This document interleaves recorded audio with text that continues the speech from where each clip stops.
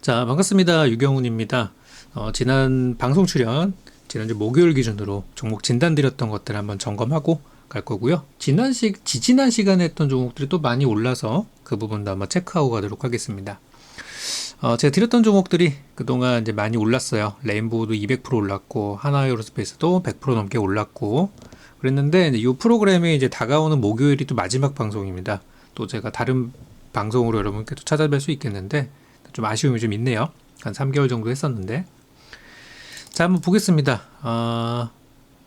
이번에 이제 첫 번째로 들어온 종목이 이제 미국의 월마트가 들어왔는데요. 월마트, 이제 미국의 경기를 좀 보여주는 그런 종목이라고 할 수 있는데, 이번에 실적 나오고 나서 좀 빠졌어요. 그래서 이제 뭐라고 진단 드렸냐면, 월마트가 실적이 못 나왔던 적은 없어요.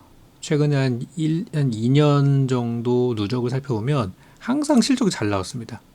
근데 문제는 실적이 너무 매번 잘 나오다 보니까 그 기대치가 너무 높아졌던 거죠. 그래서 이번에도 실적이 제일 최근에 나왔던 것도 잘 나왔어요. 나름 이제 서프라이즈가 나왔습니다. 시장의 기대치보다 잘 나왔어요. 그럼에도 불구하고 급락을 했죠. 눈높이가 너무 높아졌기 때문에. 그래서 이번에 실적 발표 때문에 좀 변동성이 좀 있었고, 최근에 이제 미국발 그 지표들, 여기 이제 오타가 있었네요. 미국발 지표는 양호하다. 그러니까 뭐 경기 침체나 그런 거를 보여주는 건 아직은 아니다. 라고는 설명을 드렸고, 매수가 부분까지 내려오면 차라리 좀 더 살 수도 있다. 그리고 과거에 이때 2023년도에도 이때도 실적 발표가 나오고 나서 한 8% 급락했던 적이 있었습니다. 2023년도에도. 그러나 다시 주가가 복구되는 데는 한 2달 정도 걸렸어요. 그래서 저는 다시 이번 하락도 뭐 크게 아직 우려할 만한 단계는 아니라고 생각을 하고, 증권가에서는 대부분 목표가를 뭐 $100 이상 제시를 하고 있어서 여기서 이제 봤던 그 월마트에 대해서는 좀 긍정적인 전략 챙겨 드렸습니다. 월마트 차트 잠깐 한번 볼까요?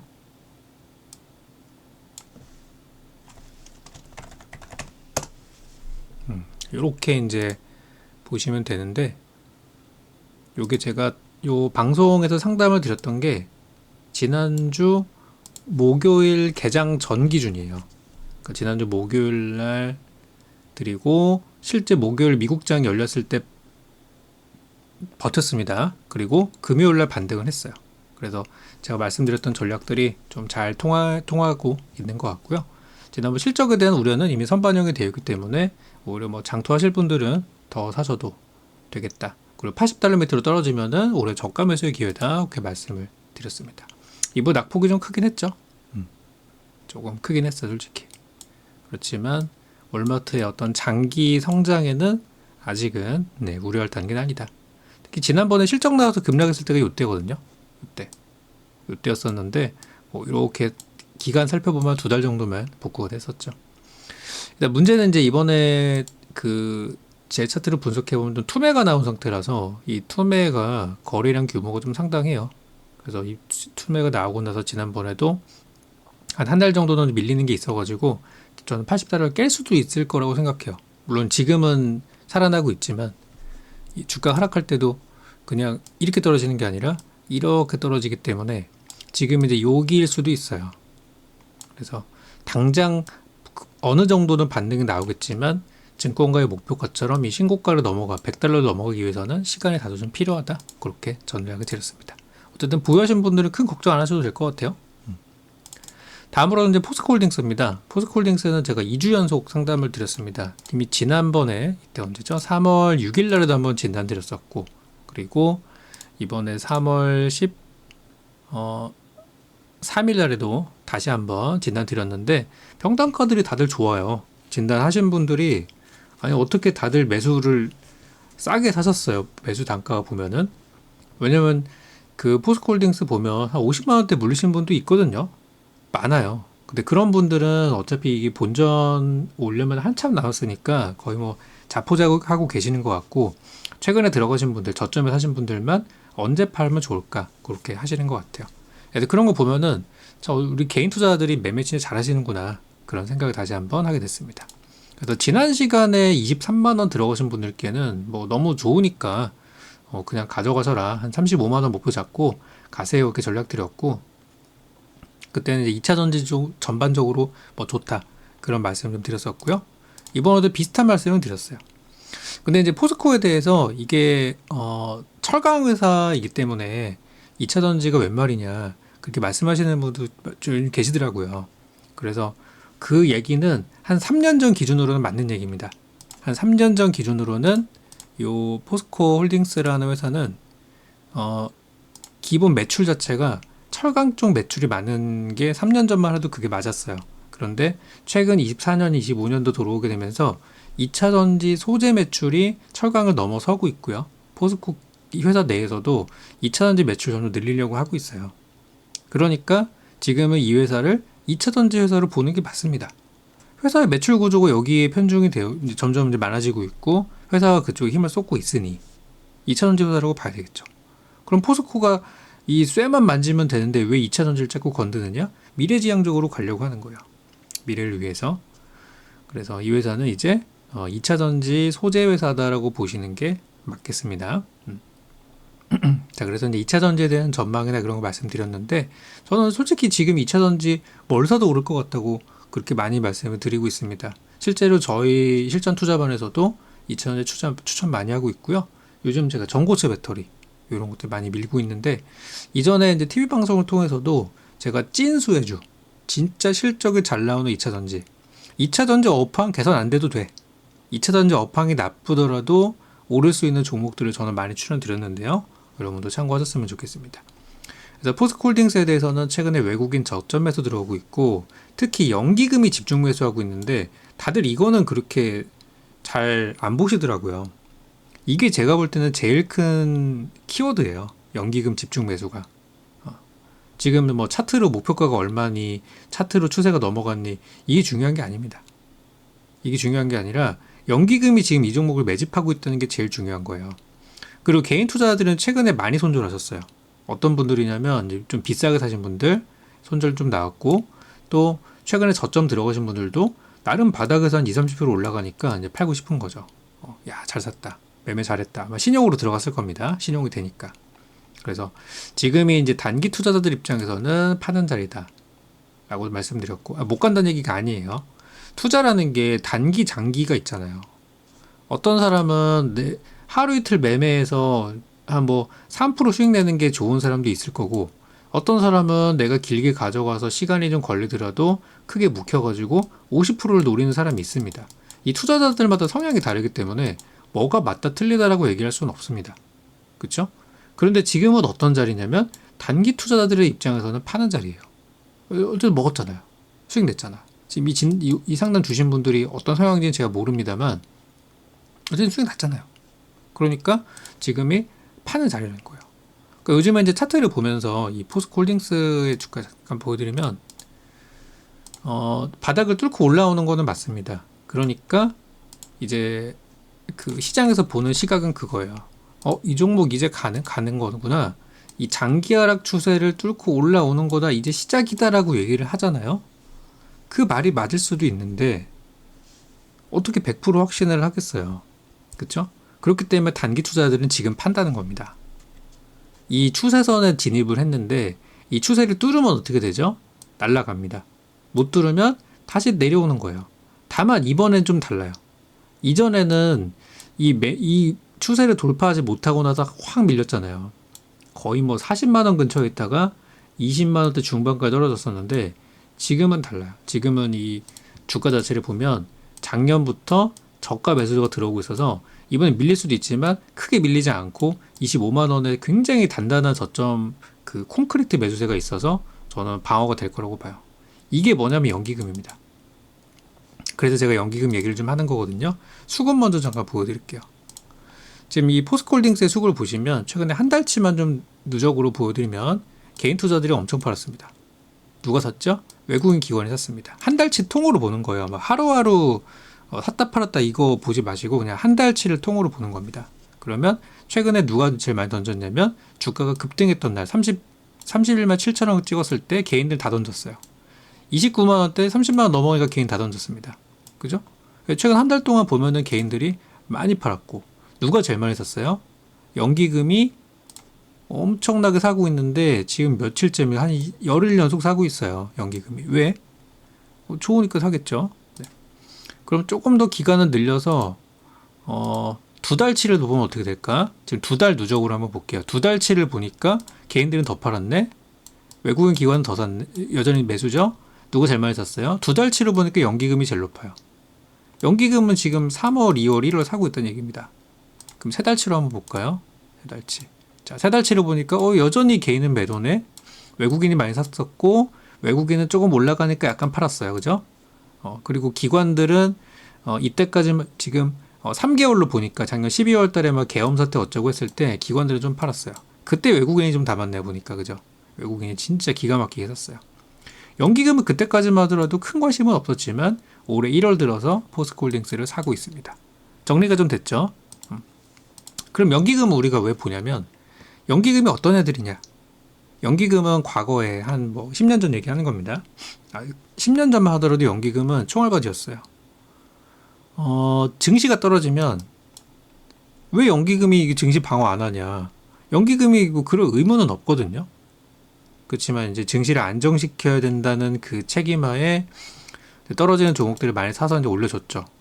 근데 그러면서 이제 기관들이나 이런 애들이 이런 반등을 노려서 다 치고 빠지게 하면서 자기들은 다 챙겨 먹고 막 그랬던 총알바지 역할들을 많이 했던 게 연기금입니다.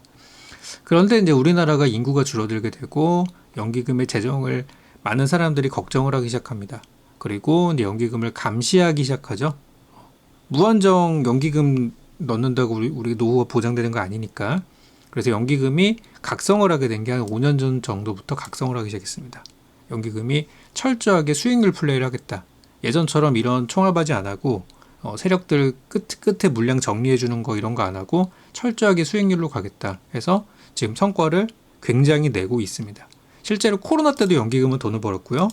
그리고 작년에 불경기 연기금 역대급 실적 냈습니다. 어디? 해외 투자에서. 그런 애들이 지금 우리나라에서 포스코홀딩스를 지금 매집을 하고 있다는 거예요. 이제 수치 보여드렸잖아요. 그렇죠? 작년까지만 해도 아니었어요. 작년 12월까지 그 탄핵 정국만 하더라도 연기금 포스코에 그렇게 관심은 없었어요. 그런데 올해 들어서 이제 포트폴리오를 만들어 가고 있는 중인 거죠. 개인들은 이제 던지고 있고요. 아마 작년에 그 탄핵 때 좀 던졌고 저점 깨고 이제 망했구나. 그때 던졌고 최근에 올라오니까 좀 팔았을 겁니다. 물론 그 사이 개미들 중에 단타들도 있겠죠. 그래서 저는 이제 말씀드리는 게 장투 관점에서는 문제는 없다. 그렇지만 단기 관점에서는 지금이 파는 사람이 나올 수도 있다. 그렇게 전략을 좀 드렸습니다. 일단 저는 빠지더라도 25만 원이 바닥일 가능성이 상당히 높고 일단 38만 원, 40만 원이 좀 매물이 많습니다. 그래서 38만 원까지는 장기 목표 잡아드렸습니다. 아마 지난 방송에서는 제가 35만 원 보자고 했을 텐데 조금 더 한번 높여 보았습니다. 그래서 포스코홀딩스 보유하신 분들은 그렇게 전략하시면 좋을 것 같아요. 저도 좀 저도 좀 사보고 싶어요. 포스코홀딩스에 대해서. 대신 제 기준으로는 아직은 아니에요. 지금은 단타들을 파는 자리, 그리고 장투들은 이거 더 갈까 못 갈까 좀 혼란스러운 자리. 그래서 저한테도 문의가 계속 오고 또 타방송에도 이 포스코홀딩스 문의가 진짜 많더라고요. 저는 정의해드립니다. 지금은 단기 장기 투자자에 따라서 투자 방향이 엇갈리는 자리다. 그렇게 보고 있고 2차 전지 업종 전체적으로 본다면은 지금은 살 타이밍, 매수 타이밍이라고 보고 있습니다. 포스코홀딩스가 2차 전지 경기가 나쁘다고 해서 적자 회사는 아니거든요. 얘네가 순수 배터리 회사는 아니고 또 철강 쪽이 또 있다 보니까 완전 마이너스 적자가 나지는 않습니다. 오히려 그런 게 좀 요즘 괜찮은 부분도 있는 것 같아요. 왜냐면 순수 2차 전지 회사는 좀 안 좋잖아요. LG 엔솔이나 삼성 SDI 보면은 거의 난리 났어요. 그쪽은. 근데 얘네는 순수 배터리사가 아니기 때문에 실적이 적자로 가는 일도 없을 것이고 그런 방어가 되는 게 되게 메리트가 있다고 봅니다. 비슷한 케이스 하나 있어요. SK이노베이션. SK이노베이션 추천드리고도 잘 갔었죠? SK이노베이션이 순수 배터리 기업은 아닙니다. 자회사 SK온 때문에 2차 전지 기업으로 분류가 되고 있지만 SK이노베이션은 이제 석유화학 섹터로도 연결이 되어 있고 SKENS 때문에 에너지 기업으로도 연결이 되어 있고 배터리까지 그냥 에너지 토탈 기업입니다. SK이노베이션은. 근데 요즘 주가 너무 좋잖아요. 그죠? 순수 배터리가 아니기 때문에 가는 거예요. 좋잖아요.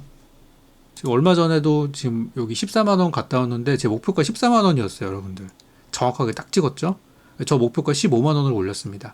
물론 이제 금요일에 빠졌지만 이거 걱정할 단계가 전혀 아닙니다. 더 사도 돼요. 그래서 SK이노베이션 같은 것들이 최근에 굉장히 잘 가고 있고, 제가 이제 이 종목을 통해서 최근에 수익을 얼마나 드렸죠? 뭐 한 20% 드린 것 같은데요, 그죠? 목표가는 도달은 했는데 저는 15만 원으로 좀 더 상향 조정을 하였습니다. 그때 제가 뭐 추천도 많이 했네요. 보니까 이력을 살펴보니까 추천 참 많이 했네요. 1월 달에 드렸구나. 1월 20일 날. 어쨌든 1월 20일 날 샀으면은 대략 주가는 뭐 한 12, 11 뭐 그쯤에서 들어가셨겠네요. 12만 원 정도 들어가셨겠네요. 그래서 이렇게 수익을 드렸습니다. 자, 그리고 다음은 이제 대덕전자, 반도체 쪽인데요. 지금 대덕전자에 대해서는 이렇게 드렸습니다. 지금 AI와 자율주행으로 엮여있는 종목이라서 상승의 재료 충분하고요. 대신 지금 실적이 좋은 종목은 아니다. 그리고 이 반도체 쪽 또는 테크, 기술주 쪽에서는 주도 종목이 아닙니다. 업황이 좋으면은 같이 갈 수 있지만 업황이 꺾이게 될 경우 좀 힘들 수도 있는 그런 종목입니다. 그래서 작년에 굉장히 힘들었고요. 그 전년도에 좀 좋았죠. 약간 우리 장에 영향을 좀 받아요. 그래서 대덕전자는 앞으로 상승의 재료는 충분하고 하지만 현재 당장으로의 재료는 없고, 지금 25,000원이 매물대가 상당한데 선 그려놨죠. 여기 상당한데 이걸 뚫기 위해서는 실적 개선이 반드시 있어야 되고요. 재료만 가지고 이거를 뚫기는 어려울 것 같다. 그렇게 말씀드렸습니다. 그래서 1차적인 단기 목표가 짧게는 22,000원, 지금 들어가도 한 10% 이상 수익 낼 거고요. 그리고 장기적으로는 25,000원까지 한번 보셔라. 이렇게 전략을 드렸습니다.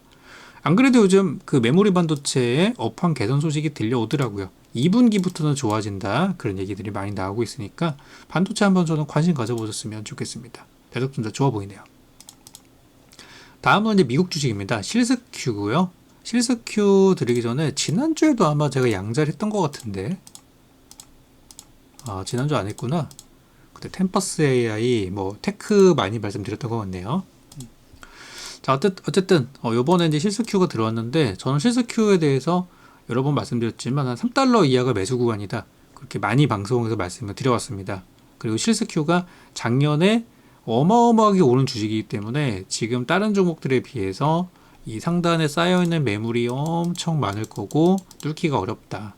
제가 아마 요땐가도 한번 상담 드렸던 걸로 기억나는데, 그때 제가 올라오더라도 한 4, 5달러 정도, 잘하면 6달러, 그렇지만 5달러 정도를 목표를 잡으시라고 말씀드렸던 걸로 제가 기억이 납니다.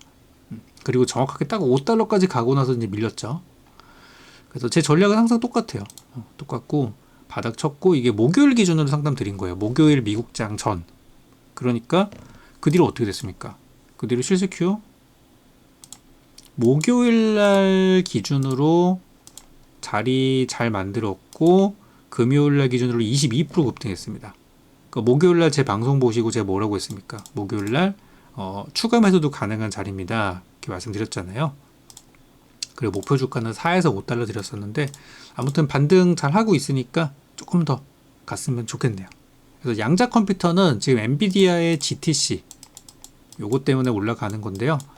현재 엔비디아 GTC를 왜 기다리냐면 엔비디아 젠슨왕 때문에 그렇습니다. 이 양자 급락의 배경이 바로 젠슨왕입니다. 젠슨왕이 뭐라 그랬어요? 양자 컴퓨터 나오려면은 수십 년 걸린다? 그래서 지금까지 고생을 하고 있는 거죠.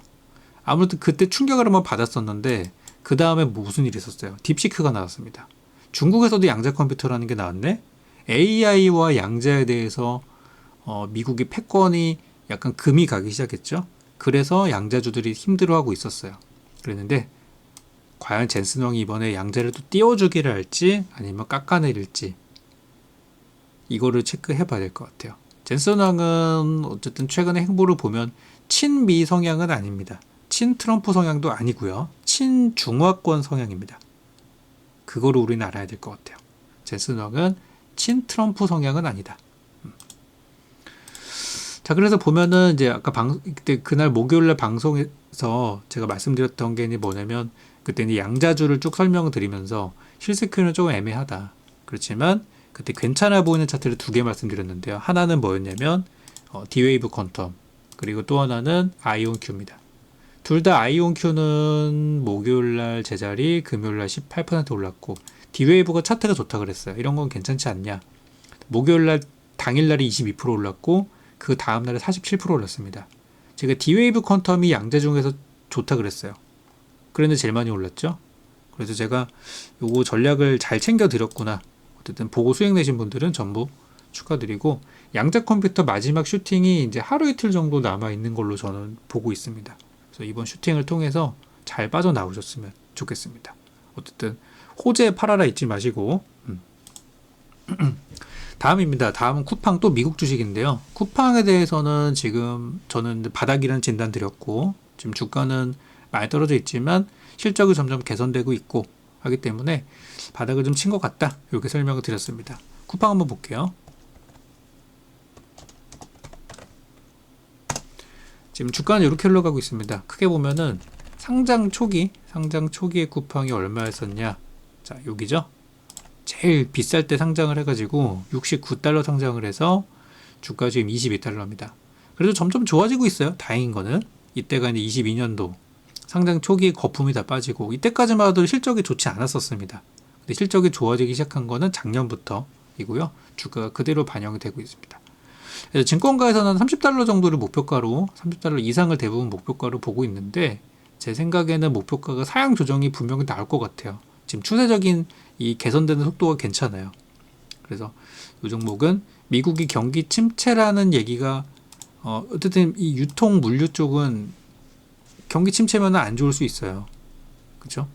그러면 이제 아까 뭐 월마트 같은 오프라인보다는 쿠팡이나 온라인이 좀 더 유리할 수 있는 것도 있을 수 있겠고, 아직 그 경기 침체가 아니니까 괜찮다고 봅니다. 그래서 향후 저는 좋아질 거라 보고요. 목표가 30달러 이상 제시를 드렸고, 증권가에서 목표가를 상향시키는지도 우리가 체크를 좀 해볼 필요가 있습니다. 자, 다음으로 마지막이네요. 마지막으로 아모레퍼시픽, 우리 화장품주 말씀 좀 드렸습니다. 요즘 좋더라고요. 과거에는 아모레퍼시픽이 우리나라 화장품 대장주였지만 지금은 아니다. 중국을 제외한 수출이 더 열려서 뭐 미국이나 유럽에서 잘 팔리고 우리나라 내수를 뛰어넘어야 주가가 올라갈 수 있습니다. 지금 우리나라 내수 사업하고 있는 회사들은 어렵습니다, 여러분들. 내수 쉽게 생각하면 지금 불경기인데 내수에서 잘해봤자 그 의미가 없는 거예요. 지금은 해외에서 큰 시장에서 놀아야 주가가 올라갑니다. 그렇기 때문에 아모레퍼시픽은 과거 중국 매출이 컸던 것에 대한 인식이 아직도 너무 강하다 보니까 사람들이 이제 거기에서 이거 중국 시장 뚫리지 않으면 안 돼 라고 생각을 하고 있는 것 같아요.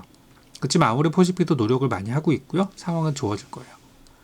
일단 결론부터 말씀드리면 목표가 13만원 1차, 15만원 2차 그 제시를 드렸는데, 아모레퍼시픽에 대해서 제가 방송에서 설명드리지 못한 재료가 있습니다. 그게 뭐냐면 아모레퍼시픽이 탈모 쪽으로 재료가 또 있어요. 여러분, 탈모 극복할 수 있습니까? 없어요. 치료제 있어요? 없습니다. 그렇기 때문에 탈모라는 거는 어찌 보면 좀 미지의 영역이고 돈이 아무리 들어도 해결할 수 없는 부분이긴 해요. 그러니까 우리가 할 수 있는 건 탈모를 늦추는 수밖에 없거든요. 자, 우리나라가 유독 탈모에 대한 그 관심이 큰 것도 맞는 것 같아요. 뭐 남자는 머리빨 이런 얘기도 있고, 미국 같은 경우는 뭐 머리가 안 나면 그냥 밀어버리고 그죠, 그냥 차라리 수염을 기르고 하는 경우들이 많이 있지만, 우리나라는 아직 그 빡빡이 머리에 대해서 조금 거부감이 있는 것 같습니다. 그래서 탈모에 대해서 관심이 그 어느 나라보다 좀 크다는 게 느껴지는데, 최근에 이런 기사가 좀 있었어요. 탈모 관련 특허가 우리나라가 주도한대요. 특허 출원 세계 1등이 한국이고요. 우리나라의 탈모 관련 특허 점유율은 1등인데 42%입니다. 한번 볼까요? 전 세계적으로 한국 특허가 제일 많았고요. 20년간 우리 다 토탈 해보니까 한국 1등이고, 그 다음 일본이에요. 그 다음 미국, 중국, 유럽입니다. 우리나라가 이 탈모 쪽 특허는 대단해요. 그래서 탈모 화장품은 두피와 모발에 사용되는 기능성 화장품인데 어쩌고저쩌고, 그래서 성분은 여러 가지를 나눌 수 있고요. 이 탈모 화장품 특허 물질 중에 천연 물질은 우리나라가 50%, 야, 세계 절반 엄청난 거예요. 그리고 바이오 물질에 대해서는 56%로 1등 차지하고 있고요. 합성 물질로 가게 되면 미국이 1등, 한국이 2등인데 상당히 높은 수치입니다. 그래도 1, 2등 차이가 좀 있지만 상당해요. 그리고 이제 기업별로 보게 되면은 케어젠이 정말 많은 특허를 가지고 있대요. 그래서 케어젠은 우리나라 탈모 특허 1등 기업입니다. 그리고 화장품 기업은 아모레퍼시픽이 2등이고요. LG생활건강이 4등입니다. 글로벌 1, 2, 4등이 한국이에요. 옛날에 2차 전지 잘 나갈 때 우리나라 배터리 3, 4를 보는 것 같아요. 탈모 쪽에서는 우리나라가 글로벌 1등 국가입니다. 그리고 성분유로 보면은 아모레퍼시픽이 천연물 쪽에서는 1등, 케어젠은 바이오 물질 분야에서는 1등이라고 합니다. 저는 그래서 이 탈모 테마 한번 잘 봤으면 좋겠어요. 탈모. 다만 수급은 엉망입니다. 수급은 이제 기관들이 다 던지고 있고 좀 거시기 하거든요. 개인만 사고 있어서 수급은 좀 별로긴 해요. 케어젠 한번 볼까요? 케어젠은 그렇게 덩치가 큰 기업은 아니라서 약간 좀 수급상에 어떤 특별한 거는 보이지는 않아요. 그렇지만 한번 저는 공격해보고 싶어요. 이게 이제 우리나라 또 1등 탈모 특허 기업이라고 하니까. 그리고 연기금이 냄새를 맡았는지 슬그머니 들어오고 있죠. 굉장히 좋은 신호예요. LG생활건강 한번 볼까요? LG생활건강은 보시면은 최근에 수급이 괜찮죠. 잘 들어오고 있고, 그 다음에 주가를 보게 되면은 워낙에 바닥에 있는 회사라서 그냥 더 빠질 때도 없는 것 같은 그런 느낌 듭니다. 더 내려갈 때도 없다. 수급상 한번 볼까요? 보시면은 최근에 연기금이 많이 판 종목이긴 해요. 이거는 3개월치고요. 한 달치로 볼게요. 최근 한 달 동안 누적으로 보면은 연기금이 샀습니다. 그러니까 이 종목도 작년 12월까지만 하더라도 연기금이 관심이 없었지만 올해 들어서 관심을 갖고 있구나라고 보시면 되겠습니다. 이날 좀 많이 샀네요. 2월 20일 날. 아마 그 한알령 얘기 나올 때 이제 그때였겠죠. 그래서 화장품 쪽은 지금 제가 예전에 대박주들은 다 드렸어요. 화장품 우리 처음 드렸던 게 실리콘투죠. 실리콘투가 작년 제가 10,000원대 드렸던 종목인데 여기서 드려가지고 50,000원 갔습니다. 그때 같이 드렸던 종목이 VT랑 아이패밀리 SC가 있었는데 사실 이 친구들은 다 끝났어요. 뭐 다시 오를 수도 있지만 올라가는 게 그냥 뭐 10% 올랐다고 그냥 올랐습니다 이런 얘기가 아니라 이런 장기 랠리를 보일 자리는 아니라는 거예요. 이거 언제 드렸냐면 다시 2023년도에 드린 종목입니다. 그때 뭐 10,000원도 안 하던 게 지금 40,000원 갔으니까 이게 이렇게 간다 못 가요. 이거는 끝났어요. 그래서 화장품 쪽은 어느 정도 기술적인 반등은 나올 수 있지만 수백 프로짜리 상승은 어렵다고 판단이 돼서 그 다음 제가 보고 있는 게 이제 미용기기. 미용기기는 이제 클래시스가 이번에 목표가 도달했고 신고가 뚫었죠. 요거 저하 수익 한번 냈고 그 다음에 드렸던 게 APR. 그것도 지금 가고 있습니다. APR도 지금 수익 실현했는데 목표가 좀 더 올렸어요. 지금 69,000원이 목표가였거든요. 도달했지만 더 할 거예요. 요거 두 개 지금 좋게 보고 있고 하나는 더 있는데 그것은 비밀입니다. 그래도 이제 미용기기 쪽 요즘에 잘 가고 있는 거. 그 다음으로 이제 볼만한 게 저는 대형주 쪽에서 지금 말씀드린 게 다 그 큰 종목들은 아니에요. 물론 시총은 좀 되지만 아모레 시총 얼마예요? 아모레퍼시픽 시총이 6조 원짜리죠. 이렇게 바닥인데도 6조 원이면 옛날에 잘 나갈 때는 막 10몇 조 했다는 거잖아요. 아무래도 덩치가 있어요. 그래서 아모레나 대형주 쪽에서는 저는 아모레보다는 LG생활건강이 좀 괜찮아 보이고 재료적인 측면으로는 케어젠 같은 애들이 좀 좋아 보인다고 말씀드리고 싶어서 탈모 쪽 잘 보셨으면 좋겠어요. 탈모 관련주. 자, 이렇게 해서 종목 진단 해드렸던 것들과 좀 더 부연 설명까지 해드렸고 보유하신 분들은 전부 좋은 결과 있으시길 바라겠습니다.